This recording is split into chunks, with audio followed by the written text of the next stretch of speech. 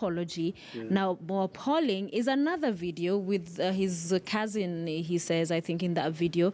What is all this? The boy seems to be enjoying celebrity status all of a sudden. And sometimes, the social media thing, it's breaking down everything to do with familial and behavioral control. That before then, you'd have a chance to, nub that child in the bud before he does anything else other than what he had done at first. But you see, now with that platform available to him, he's able to go on and on and on. And there's very little society will do other than watch. And then now we react to it. And that's the sad part of it, because after he apologized, quote unquote, you wouldn't expect him to go onto the rant again. Yeah, but now that he is done, then it means that problem is deeper than we think. Yeah.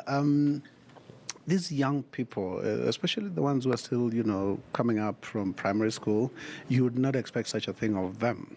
But the fact that they're exposed to these things already, pop culture and all those things, most of them actually are suffering from something called the APS, the APS, the accelerated puberty syndrome, that they're still young, but they're feeling like they're there already. And so that maturity thing, they're toying with it to see if they can use that language, actualize that kind of behavior.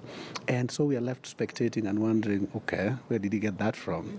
Yeah, but he's actually feeling as if he's adult enough to do that, because he looks like he's managing himself. Yes.